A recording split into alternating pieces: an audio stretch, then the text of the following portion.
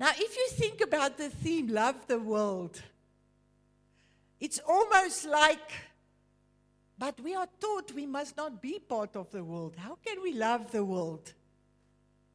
If you think, love the world, you are taught you must not be like the world. You must live a different life. And now today, our theme is, but love the world. So when we think about love the world, I think this is the biggest verse that explains the heart of world. When we think about love the world.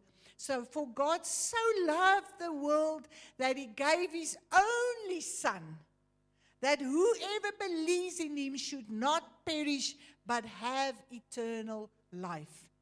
And you won't believe it, at the Afrikaans service this morning, that was also the verse that Carl asked. And then he said, but where does eternal life start? So we had a whole morning Bible study on John 3, verse 16. But I want you to put this in your head. For God loved so much that he gave his only Son. It's almost like Abram that had to bring his only son. His only son. And he gave them in my place. Because sin must have consequences. And now Jesus died in my place so that I can have a relationship with the Lord. And then the next verse that I want you to keep in mind when we think about love the world is Matthew 28:19. We always see it there. Maybe you don't even see it anymore. Where he says, go and make disciples. So God did not just love us so much. He wants us to have a ripple effect and share it with other people. Now this morning, we are using an acronym to explain world. And this is now where our children must listen. If you can remember what that word world stands for. So the W is to welcome the lost. And there we see Romans 15 that says, therefore welcome one another as Christ has welcomed you for the glory of God. And then we all know the parable of the lost son. He was naughty, but his dad every day looked, is the son not going to come to his senses and come back home? If I just think about welcome the lost, is it not wonderful if someone that was away or someone that's not here come and visit us? Is it not wonderful to see people that you know? That makes you like, it's always nice to see Samuel visiting us again. Eh?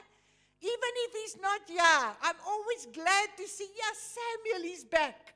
And I'm waiting for Monica, our construction workers that have a job here and then they move again and then they come back. It's nice to see them. Now, this is the heart that we are supposed to have for people that don't know Jesus. We must get this excitement to go and speak with them, to say, come. I've got fantastic news that I must share with you. People that are in a crisis. When people are devastated, you've got the answer. When bad things happen to good people, you are the person that the Lord wants to share with them. Because you've got Jesus. So welcome the lost. O is for obey. Obey the commission. It's one thing to know, but it's another thing to do. So Matthew 28 says, go. Not make a debate about it. Go. Each one, just tell the one next to you, you go. Go. People, tell your friend, go. We have to obey. Because he chose you. And then Acts makes it easier where he says, you will receive power.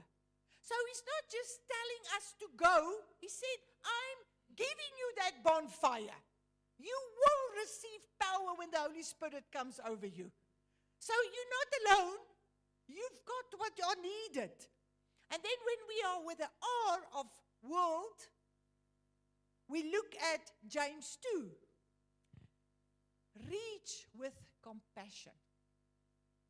You know, when you look at people, when you look at your neighbors, when you look at the need of people, what does it do to your heart? You know, if you see someone drunk, is it disgust or is it compassion? When you see someone messing up their own life with so many wrong choices, do you have the heart of Jesus? James says, what good is it, my brothers and sisters, if someone says he has faith but not have works? Can that faith save him? If a brother or sister is poorly clothed and lacking in daily food, and one of you says to him, go in peace, be warmed and filled, without giving them the things needed for the body. So also faith by itself, if it does not have works, is dead. And I know this is misused, because even those people outside knows it. But if you listen to God and you have the right boundaries, then people will say, it must be God. I've heard testimonies of people that didn't tell anybody they're in a crisis. And then when they go to the door, there's food. There's a bag of food. Or I've heard of someone that said to the Lord, Your Lord, I would just love to just have something sweet, just have something special. There's nothing in the budget. And then they have testimonies of someone that just comes to them and give them a chocolate or give them wors or something. Have you heard testimonies of that? And what does that person immediately say? It must be God. It must be God, because nobody knew. So when we serve the Lord and say, Lord, how can I be a blessing today? How can I be a blessing? You know, I spoke with someone in this month, and I know of people that are sending to them checkers. You know, checkers 60. They are just blessing them every week. And when I spoke with this person, they said, we got what we needed, but we got the chocolate. And now we are sitting on our couch and just enjoying God's goodness. You know, what does it do to the person hearing this? God is so good. He knows your smallest need. And what does it do to the person that are doing it in obedience? You grow, you know there's a God. They grow because that chocolate. Wow, God, you know the small things in my life. So compassion, and then listen, yeah. And now you must really listen. When he saw the crowds, he had compassion for them. This is Jesus. Because they were harassed and helpless, like sheep without a shepherd. Then he said to his disciples, the harvest is plentiful, but the laborers are few. Therefore pray earnestly to the Lord of the harvest to send out laborers into his harvest.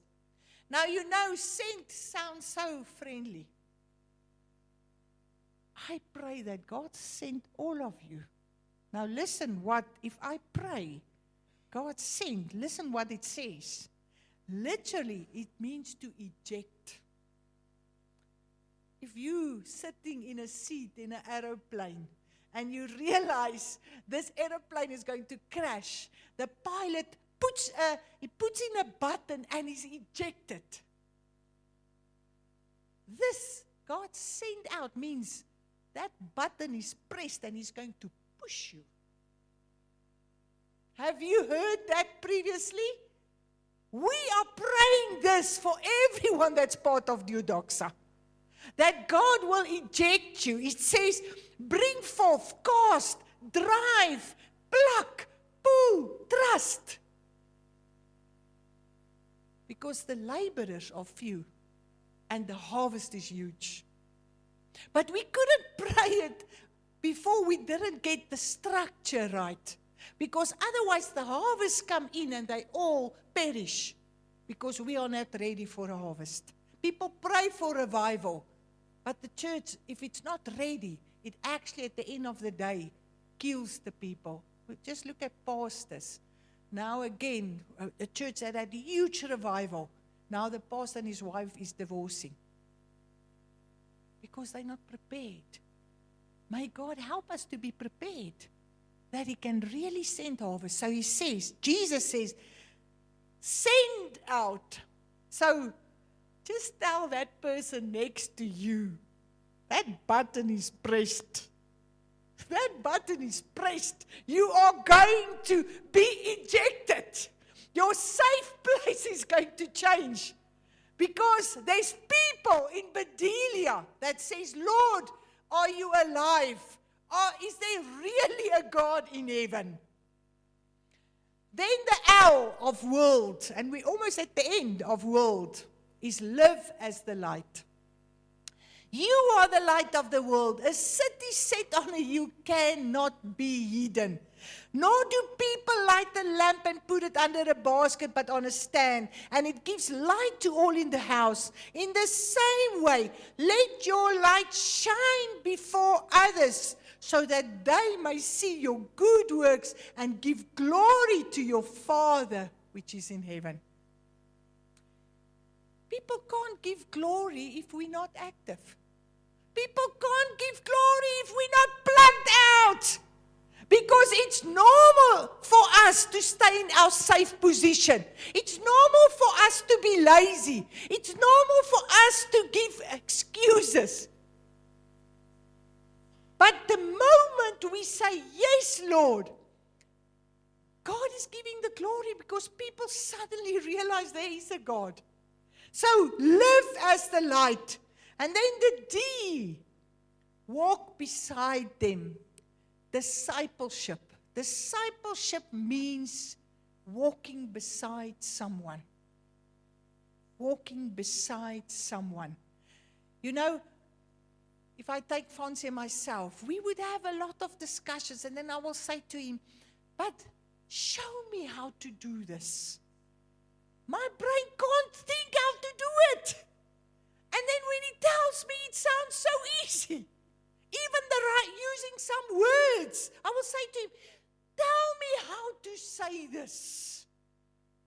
Walking besides means I'm showing someone. I'm putting words in their mouth. I'm helping them to become strong so that what they do, that they have a good marriage, that they have good relationships, that they are children that really serve the Lord, that they are teens that know when to say no and not be like the culture. So, Romans 12 says, verse 11, be enthusiastic to serve the Lord, keeping your passion towards Him boiling hot. Radiate with the glow of the Holy Spirit and let Him fill you with excitement as you serve Him. Another translation will say, do not be slothful in zeal. Colossians 3 that goes with it says, do everything as for the Lord. Who of you have seen what is a sloth? What is the characteristic of a sloth? Very slow. Now it says, do not be slothful in zeal. This is a sloth, people. If you haven't seen a sloth, I've seen videos where that sloth is supposed to go over a road. It's slower as me walking now. It said, do not be slothful in your zeal. It's easy to let the culture determine it. But you know, if you have a bonfire in you, nothing can stop you. People that are very shy, when they are at the party, or when they are at the Springboks playing rugby, you can't believe that person is actually that quiet guy, or that quiet girl. Now it says, keep it boiling hot. It says, keep your passion boiling hot. Do not be slothful.